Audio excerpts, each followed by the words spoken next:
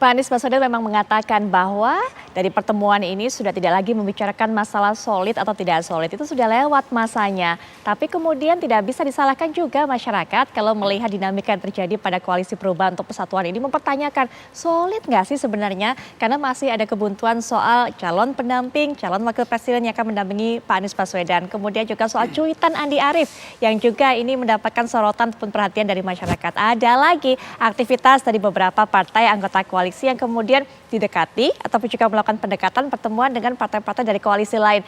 Sehingga kemudian timbul pertanyaan, apakah yang dilakukan oleh Pak Anies Baswedan ini sebenarnya menjawab keraguannya, ada sebuah atau sesuatu hal yang dikhawatirkan atau memang ingin menunjukkan ataupun juga show off soal kesolidan.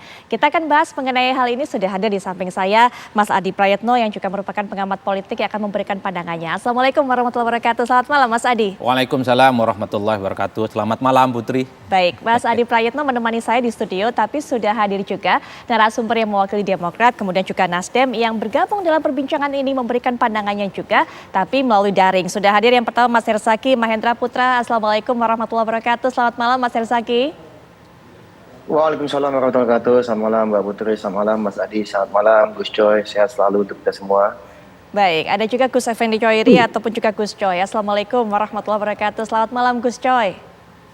Waalaikumsalam, selamat malam Mbak Putri. Baik, yang pertama mungkin kita akan dengarkan terlebih dahulu. Gus Coy, bagaimana kemudian melihat manuver ataupun juga pergerakan yang dilakukan oleh Mas Anies Baswedan ini? Apakah memang bertemu dengan Pak Surya Paloh ini untuk bisa menjawab keraguan atau ada deal-deal tertentu untuk bisa mencari wapres pendamping dari Pak Anies?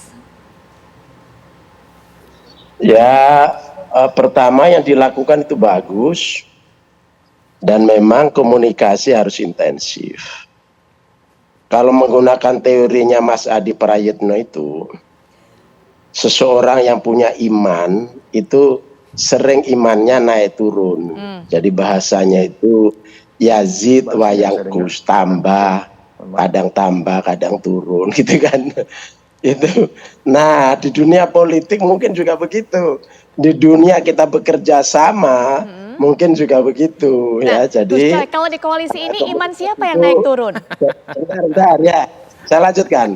Dalam politik itu juga kira-kira begitu. Nah, pertemuan itu untuk terus-menerus menstabilkan keimanan dalam kerjasama ini. Kan? Supaya tetap mantap, kemudian setelah itu membahas langkah-langkah berikutnya. Itu saya kira manusiawi, karena memang hati itu kan terus ada yang menggerakkan. Jadi ada yang memutar-mutar, kan? Ada zat yang memutar hati ini. Nah, sehingga mengenal lebih dekat, komunikasi lebih mendalam melalui pertemuan-pertemuan itu menjadi sesuatu yang harus dilakukan, baik langsung maupun tidak langsung. Nah, apa yang dilakukan Mas Anies ini saya kira sesuatu yang logis dan memang seharusnya begitu. Baik, Gus Coy, hati memang bisa dibolak-balik atau iman bisa naik turun. Kalau dalam koalisi ini yang dibolak-balik hatinya, yang mulai naik turun imannya, Pak Aniesnya atau partai pengusungnya, Gus Coy? Ya, semua orang yang punya hati, karena kita kan ada faktor internal, juga ada faktor eksternal. Faktor eksternalnya kan juga ada yang mungkin ingin mengganggu atau statement-statementnya bisa berpengaruh, gitu kan. Di dalamnya juga ada yang mungkin orang-orang yang tidak sabar, gitu kan. Orang-orang yang padahal ini semua harus dijaga. Jadi kewarasan berpikir, stabilitas hati itu semua harus dijaga, sehingga kemudian cuitan dari Demokrat juga termasuk, Gus Coy. Ya, pokoknya kita nggak menyebut salah satu atau pihak. Ya, kira-kira begitulah ya, secara umum. Baik, nah Mas Hersaki, bagaimana kemudian melihatnya ini? Apakah memang ini salah satu upaya untuk meyakinkan, termasuk mungkin menanyakan keyakinan dan juga keteguhan dari Demokrat untuk tetap berada dalam koalisi? Ya, terima kasih Mbak. Pertama yang ingin saya sampaikan ini, ya situasi akhir-akhir ini yang Mas Anies keliling ke Pak Surya Paloh, ke Pak SBY, dan juga tadi pagi ke Ustadz Salim Segaf ini menunjukkan bagaimanapun bahwa koalisi ini pertama berdiri sejajar, Pak. Jadi Mas Anies tidak hanya main ke Pak Surya Paloh atau hanya ke Pak SBY atau hanya Pak Salim Segaf, tapi beliau keliling ketiga-tiganya. Nah, ini menunjukkan bahwa satu keindahan dari koalisi ini kebersamaan, kita ada kesetaraan, ya ada kesejajaran. Ini yang mesti dilihat ini. Dan yang sangat pentingnya adalah bagaimana seorang capres, seorang calon pemimpin negeri ini itu menunjukkan leadershipnya, kepemimpinannya, bahwa beliau lah yang take control, yang in charge gitu. Itu yang kita mesti juga cermati sama-sama. Lalu yang ketiga, Pak, kaitannya dengan apa yang dilakukan oleh beliau ini menunjukkan bahwa kami ya Koalisi Perubahan ini sedang intens melakukan pertemuan-pertemuan. Memang selama ini sering juga, tapi kami akui akhir-akhir ini makin sering. Karena bagaimanapun ini waktu sudah tinggal 6 bulan lagi, ya, waktu sudah tinggal 6 bulan lagi, ya, sudah semakin dekat. Ada 25 lembaga survei, ya. Saya menunggu Bang Adi sebenarnya nih lembaga surveinya ini seperti apa nih petanya. Saat ini kan Mas Anies masih terus di bawah. Yang ketiga yang menjadi concern kami juga, ya, yang kita cermati. Ya, tapi kita terus intens karena kita meyakini berdasarkan hasil masukan dan juga informasi dari masyarakat bahwa peluang perubahan ini masih cukup besar. Nah, kami juga melihat situasi-situasi ini harus ada akselerasi. Nah, katakanlah kemudian muncul ada isu Ganjar Anies. Ya, menurut kamu itu hal yang positif. Lalu kemudian isu katanya kemudian ada rayuan dari teman-teman P3 ke Demokrat dan PKS. Menurut kami itu juga sangat baik. Berarti apa? Yang menjadi center of gravity saat ini adalah Mas Anies juga partai-partai dari Koalisi Perubahan gitu, ya. Satu, bahwa betapa daya tariknya yang luar biasa, betapa sosok Mas Anies ini ya memang punya potensi yang besar bisa menjadi pemimpin nasional. Lalu yang kedua, bagaimana partai-partai di Koalisi Perubahan ini bisa menjadi game changer gitu. Itu yang kami lihat gitu. Jadi berbagai isu ini silakan saja, bebas saja, tapi bagaimanapun yang bisa kami sampaikan, Koalisi Perubahan ini sampai dengan saat ini terus solid, ya. Demokrat komitmen terus. Nah, kalau sikap Demokrat jelas. Sikap Demokrat jelas, kami komitmen dengan piagam perubahan dari poin 1 sampai poin 6. Ada yang kalau ada ditanya partai lain tetap yang di nggak koalisi jelas. atau tidak. Memangnya ada partai yang nggak jelas, Mas? Mbak, saya ini jubirnya Demokrat, masa saya mewakili partai lain? Bukan, Saya penilaian dari menyampaikan Demokrat Demokrat setidaknya, jelas penilaian dari sikapnya. Demokrat. Ya, kalau dari Demokrat itu kan masing-masing. Masalah iman tadi seperti yang disampaikan oleh Gus Coy itu kan masing-masing yang tahu. Kadar naik turunnya kan kita sendiri yang bisa merasa. Ya kan, kalau lagi turun perbanyaklah ibadah, ya kan, perbanyaklah bertemu orang baik, ya enggak.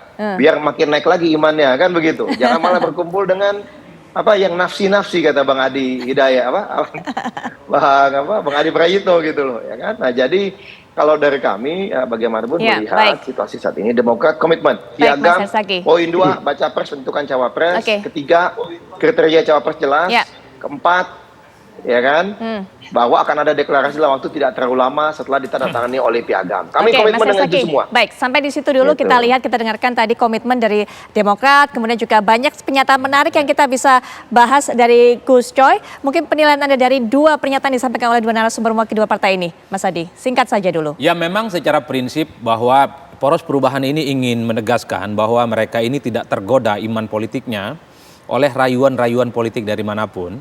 Di tengah isu yang terkait misalnya soal bagaimana menduetkan Ganjar Pranowo dan Anies Baswedan, ataupun di tengah isu soal kemungkinan Sandiaga Uno akan berpasangan dengan AHY, ini kan ramai belakangan. Jadi safari politik yang dilakukan oleh Anies ke elit-elit misalnya PKS, kemudian Nasdem dan Demokrat, ini menjadi satu penegas bahwa Poros Perubahan itu satu harus kembali menebalkan satu prinsip mereka bahwa Poros Perubahan ini harus landing, di mana Anies harus bisa maju di 2024, entah dengan siapapun nanti akan berpasangan. Ini tentu tidak nyaman ya Poros Perubahan, karena sehari 2-3 hari ini kan selalu dikaitkan soal bagaimana kemungkinan Ganjar sama Anies berkoalisi, apalagi Nasdem juga menyambut dengan baik ya, minimal melalui statement-statement politiknya. Nah, yang kedua tentu ini semacam rekomitmen ulang bahwa persoalan Anies apakah bisa atau maju, tentu soal siapa yang akan mendampingi itu juga menjadi penting.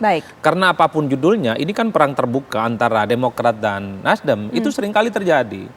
Bagaimana Bang Andi Arief sangat rajin misalnya mengeluarkan statement-statement melalui tweetnya yang cukup menurut saya agresif menyerang Nasdem. Mas Adi, mungkin mohon maaf, saya potong sampai di poin kedua. Kita sampai pada bagaimana kemudian perang yang cukup terbuka antara Nasdem dengan Demokrat. Nanti mungkin Bapak narasumber mewakili dua partai ini bisa diberikan pandangan. Tapi setelah jeda berikut ini, Mas Adi juga masih punya poin-poin lainnya. Setelah jeda ya, kami segera kembali. Tadi saya tahan Mas Adi sampai ke poin yang kedua. Sampai kemudian Mas Adi mengatakan ada perang terbuka antara Nasdem dengan Demokrat melalui pernyataan-pernyataannya. Saya akan berikan kesempatan Mas Adi lagi untuk bisa melanjutkan poin-poin berikutnya. Ya, teman-teman Poros Perubahan ini kan selalu ingin tegaskan satu hal, bahwa sekuat apapun dinamika politik, mereka ini tegak lurus iman politiknya akan bersama di 2024. Tapi kan publik tidak bisa menutup mata bahwa di internal Poros Perubahan ini kan sering terjadi perang terbuka. Persoalan cawapres misalnya, ya kita bisa lihat bagaimana pernyataan Andi Arief dengan Ahmad Ali itu kan saya kira memang saling menegasi satu sama yang lainnya. Bahkan yang terbaru ketika ada isu terkait duet Ganjar dan Anies, tweet Andi Arief itu kan secara tidak langsung dia menohok dan dia ingin menuding Nasdem itu sebagai pengkhianat. Ya Demokrat tetap bersama PKS meski ada satu partai yang kemudian disebut dengan pengkhianat. Siapa lagi kalau ini yang kita sebut sebagai up and down, hubungan yang menurut saya memang agak sedikit mendidih.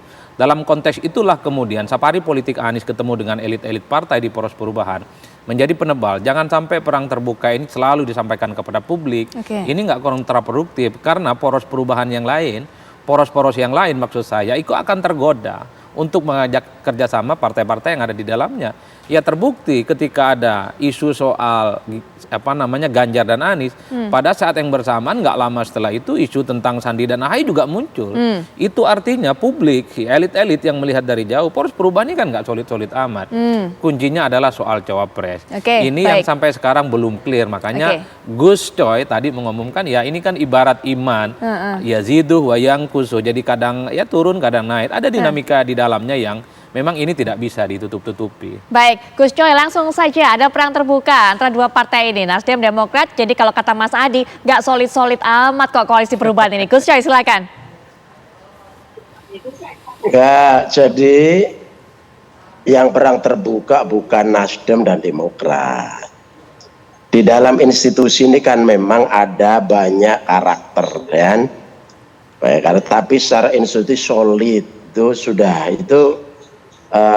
ikrar bahwa kita bertiga itu satu pandangan, satu cita-cita, satu keinginan mengubah Indonesia yang lebih baik. Nah, di dalamnya proses itu kan biasa aja, itu anggap biasa. Ada Mas Andi Arief begitu, ya, ya biasa aja. Kemudian kita respon seperti anggap aja itu pernak-pernik, ya, pernak-pernik antar karakter, tapi kita tetap satu kesatuan untuk menuju pemilu dengan kerjasama, insya Allah dengan kerjasama yang baik. Jadi itu bukan substansi, ya, itu varian, itu gimmick-gimmick, ya. Bukan yang fundamental, ya, bukan yang fundamental. Yang fundamental adalah kita bersepakat, bekerja sama. Jadi istilah win-nya itu ini muahada atau mithaq, ya. Jadi semacam mithaqul Madinah, sudah perjanjian. Itu sudah. Jadi biasa aja.